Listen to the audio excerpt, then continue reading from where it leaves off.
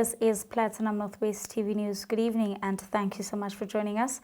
I'm Philadelphia Mangoeng. Let's take a look now at the leading top stories. First up, flooding in some parts of the province has raised significant concerns about the poor infrastructure, and Mahikeng residents continue to face flooding due to persistent rains. In the business news, President Ramaphosa seems to be pushing ahead with the lottery investigation. And in the sports news, the Telkom Netball League returns for 2025 season with new exciting additions.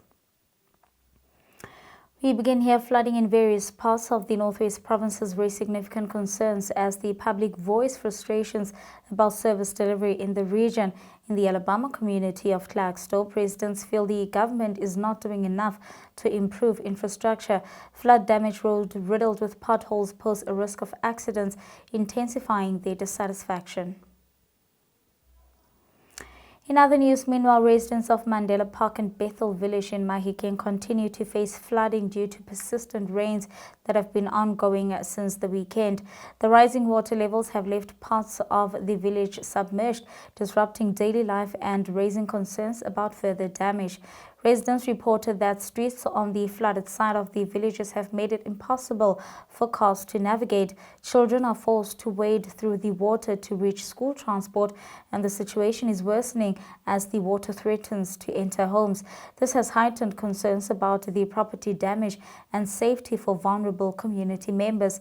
One of the residents whose property has been damaged had this to say. Ke tshepo fandasi mo Mandela Park gaufi le Bethel le Makouspane ke tseneletswe ke metsi mo ntlong ka more e nngwe ne ke agile ka mmu e wele ke extendile ka mokhukhu e wele ka more ya ngwana e batle go wela ngwana mo ka moreng metsi a tletse ga ke tsore ke dire yang ka mo next door ntlo e tletse metsi mo tlong mokhukhu wa teng o tletse metsi mo teng. In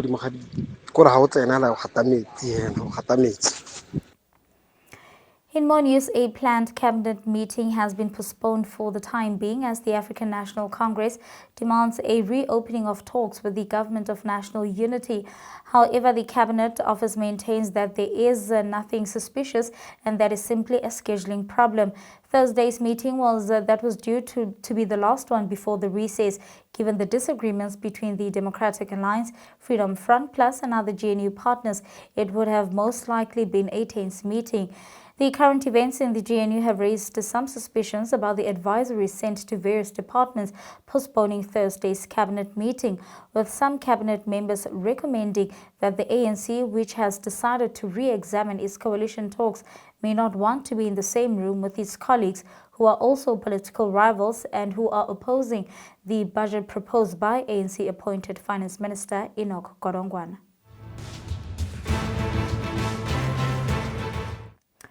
Moving on to international news now, the United States President Donald Trump has signed executive orders to boost coal production in the U.S., pushing back against global sentiments that seeks to reduce the harmful effects of fossil fuels like coal on the environment and a warming planet. At an event at the White House, Trump said they were slashing unnecessary regulations that targeted coal while promising to rapidly expedite lease for coal mining on federal lands.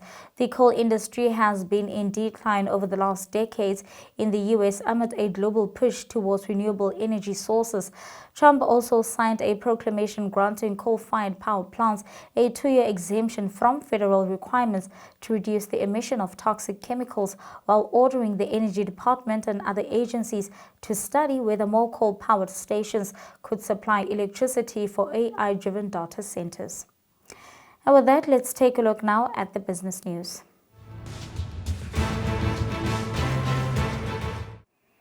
In the business news, the decision by President Cyril Ramaphosa to make a proclamation allowing the Special Investigating Unit to look into the wrongdoing at the National Lotteries Commission remains unwavering. Now, the President has filed a personal affidavit in a court application launched in the Pretoria High Court by Alfred Nevutanda, the former chairman of the NLC, in which he seeks to review and set aside the proclamation signed back in October 2020.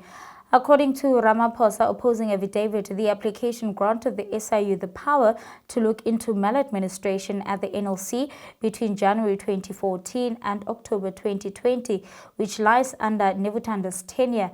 Assets worth 344 million rand have been preserved as a result of the probe, including a home in Pretoria worth 27 million rand that was reportedly held by Nevutanda and purchased using the lottery money. And that's all from the business news. Your sports update follows next.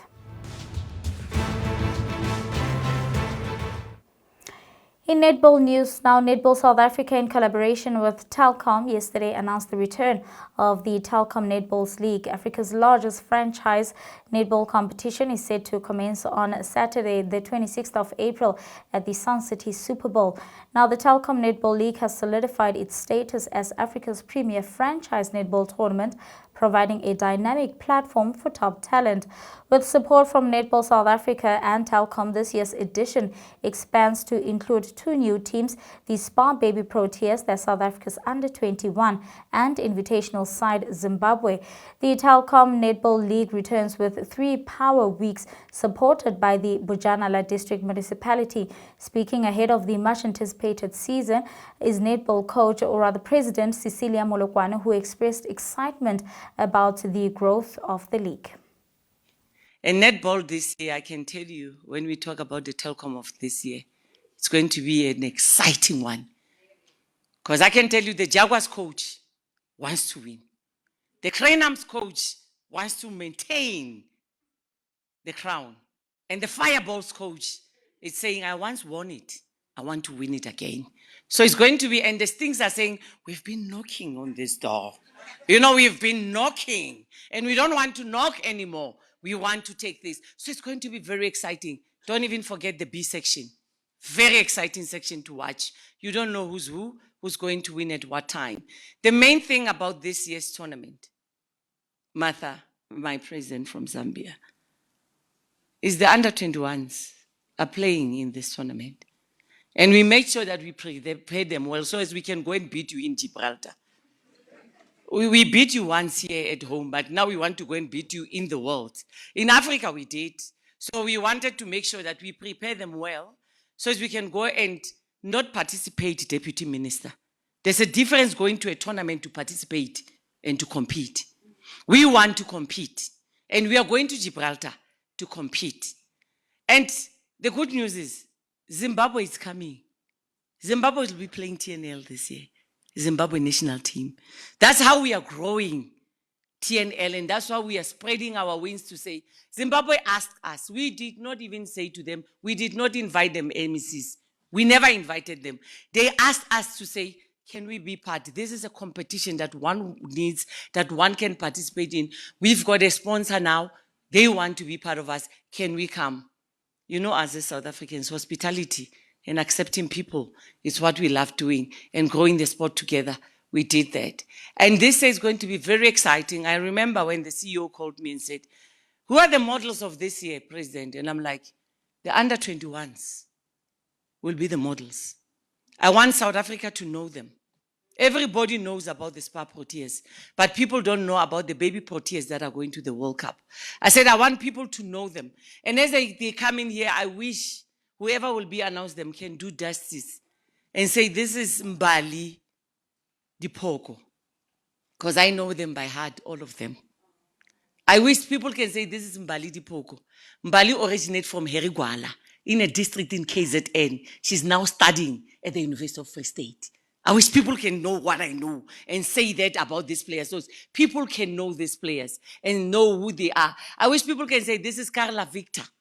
Carla is a player from Free State. She now studied at CUT into the Free State. And I wish people can say what I'll be saying when they introduce them. So as we can know these players, we can associate with them, we can know who they are. So TNL is growing, it will grow, and we want it to grow better than this. So our aim, Deputy Minister, is to turn netball professional.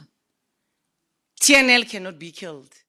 TNL will always be there because that will be the feeder of this professional league. Because if you didn't play TNL, we'll say you cannot be in the professional league because it's going to be simple. So as people can understand that you have to play the Spa Champs, where everybody is, the 52 districts are represented there. And then we say, if you don't play the Spa Champs, you cannot play TNL. If you cannot play TNL, it's obvious. You cannot play the professional league. So to us, it's very important and key that whatever we are doing, we are thinking of pumping more money into a girl. In soccer news, the South African women's national football team, Banyana Banyana, demonstrated an impressive comeback by defeating a gritty Malawi 2-1 in an all-international friendly at Lucas Moripe Stadium in Atteridgeville on Tuesday. Vanessa Chikupira surprised the home team by scoring against goalkeeper Kaylin Swart in the 58th minute.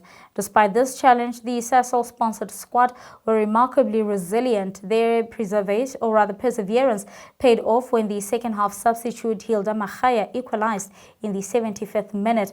Amogela Motau, named player of the match, then delivered a remarkable long-range free kick in the 85th minute, securing the victory for South Africa.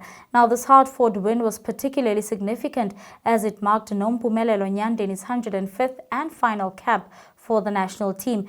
Nyandeni, now the third most capped player in Banyana Banyana's history, began her career at the age of 15, culminating nearly 2 decades of excellence in the sport. And that's where we're going to have to leave it for tonight. Thank you so much for tuning in. The team will be back again tomorrow evening. Till then, good night and take care.